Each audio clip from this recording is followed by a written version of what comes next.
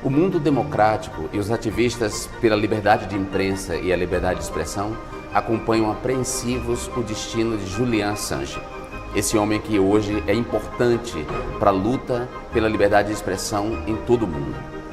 No Brasil, John Shipton, seu pai, está lançando Ithaka, a luta de Julian Assange, e está aqui para conversar conosco para a TVPT. John Shipton, welcome. Hi, thank you. Thank you for your time para nós. It's my pleasure. Nós vamos fazer essa entrevista em português e John Shipton vai responder em inglês para vocês. John, você diria que está entusiasmado com o destino de Julian Assange em relação a ser asilado no Brasil, que o Brasil lhe dê asilo? We work towards Julian's freedom. Freedom, wherever it's taken up, after you've been in jail of one form or another for 14 years, would be luscious as the Amazon rainforest if it were to be in Brazil. Yeah, that would be wonderful. Os Estados Unidos são um país que defendem muito a liberdade na sua relação com o mundo. Os Estados Unidos proferem um discurso de liberdade a todo tempo, inclusive promove guerras em nome da liberdade. Você considera que há uma contradição entre essa postura e a relação que os Estados Unidos estabelecem com seu filho hoje em dia? USA is another name for hypocrisy. Since the last 21 years, the United States has destroyed 7.5 countries, and according to Brown University, has made 38 million refugees and killed 4.6 million people directly in the destruction of those 7.5 countries. Now, of course, the conflict has moved to Ukraine.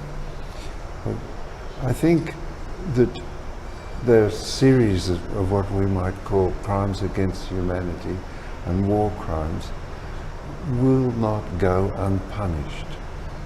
The flux of life will move against that.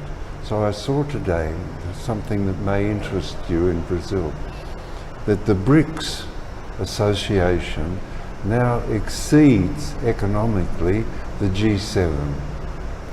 O senhor é pai de um homem que é considerado herói, mas antes desse homem ser um herói, esse homem é seu filho. No filme fica evidente essa tensão entre o pai que quer ver o bem do filho, mas o pai também que está orgulhoso pelo que o filho fez. Eu estou correto em relação a esse sentimento? Well, yes. In the film, the director selects from conversations to give the impression he so desires, you know. Between Julian and I, you know, there's a burgeoning or growing relationship because I came into Julian's life late, you know. But I only have one job, and that's all, is to work to get the support of people, ordinary people, everywhere, which will flow through to the politicians. And the politicians will instruct the institutions of state to do what they can to bring about the freedom of Julian. I might add that Julian's freedom is essential to the continuance of free speech and the possibility of publication. We have the circumstances emerging in the West now where deputies are censored for speaking in Parliament. Well, that circumstance is deleterious, that will bring no good whatsoever. So we look to, strangely, we look to Latin America as the emerging power in the world. To repeat myself just a little bit, the BRICS now exceeds the G7. The G7 consists of the United States, England, France, Germany, Spain, etc. So the BRICS, led by Brazil, exceeds the G7 in population and economy. Justamente esses países emergentes do sul global agora se tornaram players poderosos, podemos dizer assim, nesse mundo multipolarizado. Sua expectativa é que desse mundo polarizado possa nascer um mundo mais em paz? Ou a multipolarização do mundo pode favorecer mais guerras? You know, the lineaments of peace are trade. And where you can trade and talk to each other, you can bring about peace. Interests of states can be negotiated, brought to world awareness in forums such as the United Nations, under the guidance of the United Nations Charter.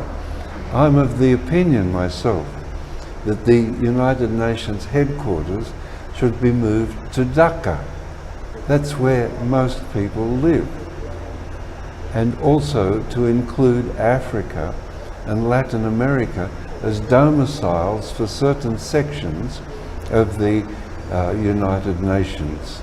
So, for example, food and agriculture, which is currently in Rome, I would like to see in Latin America. The United Nations Human Rights Commission, I would like to see in Cairo. Então nós podemos concluir que a prisão de Julian Assange é na verdade uma prisão contra um mundo livre e contra um mundo em paz. Na medida em que Julian Assange revela segredos importantes sobre espionagens em relação a países cujos sistemas eleitorais e democracias ainda são frágeis, ele está no fundo fortalecendo a democracia as democracias e, portanto, fortalecendo um mundo em paz. Logo, a prisão dele, mantê-lo na prisão, é na verdade um ataque à democracia e um ataque à paz do mundo. This is a brilliant question. Okay, and the answer comes in two parts. First of all, in Latin America, Mexico, the secrets revealed in Mexico, the manipulation of the Mexican government and government institutions, allowed Mexico to move to a place now where it has a president who puts the considerations of the population first. Mexico now has 11 million scholarships for children to go to university without cost. Okay. Rafael Correa of Ecuador, he was elected to Parliament and read one of the cables that WikiLeaks published, which said that the United States Embassy paid the wages of the elite police force.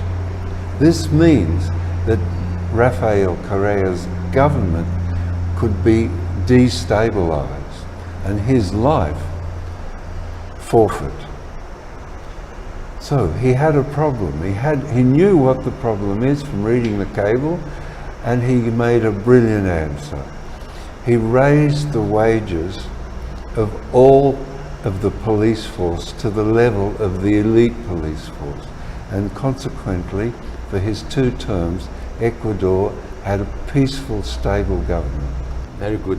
John, seu interesse pela América Latina e pelo Sul Global, ele já existia antes do que aconteceu com Julian Assange, antes das implicações de Julian Assange nessas questões geopolíticas? Você já se interessava pela América Latina e pelo Brasil em particular? Yes, I mean, Julian himself has always studied the distribution of power in the world. That was his interest. My lifetime interest is to see peace between states and the use of, let's start, there are 2 great civilizational documents came into being after 1945. They are magnificent. One is the United Nations Charter, which embraces all nations, and nations can advance their interests within laws, within agreements, make agreements over their interests. The other, magnificent, is the Universal Declaration of Human Rights. These two are guides to how a state can treat its people and how states can react with each other. They are magnificent. The third one is of particular concern in Latin America, and that is the Conventions of Asylum, introduced into the United Nations in 1973 by Australia. Okay. So even though Australia is a long way away, we have constant interest in how the world unfolds. João, nós tivemos eleições no ano passado e nessas eleições do ano passado nós superamos um governo de inspiração nazi-fascista, o governo de Bolsonaro. Eu lhe pergunto se você sabia algo sobre Bolsonaro e qual a sua impressão em relação ao presidente Lula, que vence as eleições do ano passado e que recoloca o Brasil, digamos, nos trilhos da democracia. Well, with Bolsonaro, I mean, we deal with the devil first, okay? Oh. with Bolsonaro, I believe he received gifts from Saudi Arabia, among others, as head of state. And then when he left the presidency, he opened a pawn shop and began to sell the gifts he was given. This is a description of character, okay? With President Lula, we've followed his two presidencies and now the third one. He embraces the emergence of Latin America as a civilization into the world.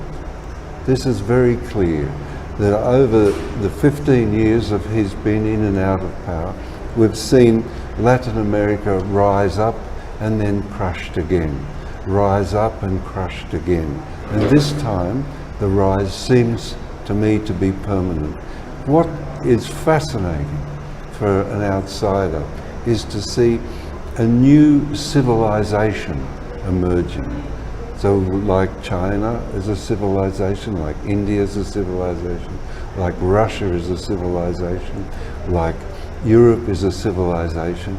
We see magically, mystically, if you're a Mexican, mystically the emergence of a unified civilization, a creation of a new way of being as a human being. It is really interesting. So Lula has been in the middle, and more praise to him. Very good. Lula is hope. Yes. Thank you so much for the interview.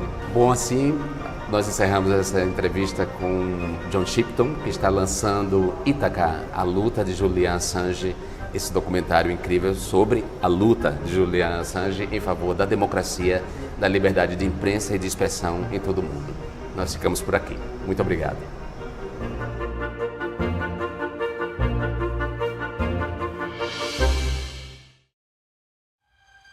Can we talk about your contact with Julian through his childhood? It was part of the story, I think. It isn't part of the story. Yeah. The story is that, I'm attempting in my own modest way to get Julian out of the ship. Julian Assange is the hero of our time. He was the darling of the left. All of a sudden, he's a puppet of Russia. My name is John Shipton. I'm Julian Assange's father.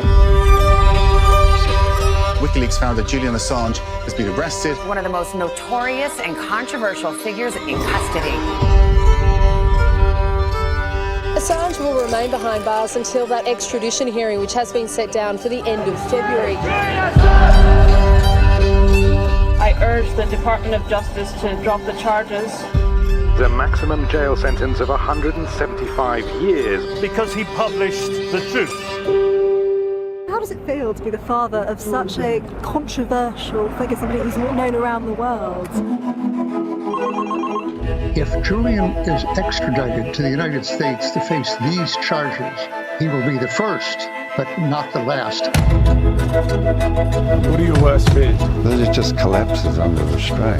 It looks as though what journalists do for a living is seen to be a criminal act. Shipton, keep it up, man. Thank you. I wish I had your energy, I really do. I'm done. If he goes down, so will journalism. But if people walked away from this film understanding you, how would you feel about that? We're here, and this has only come about because we have a child in the ship, and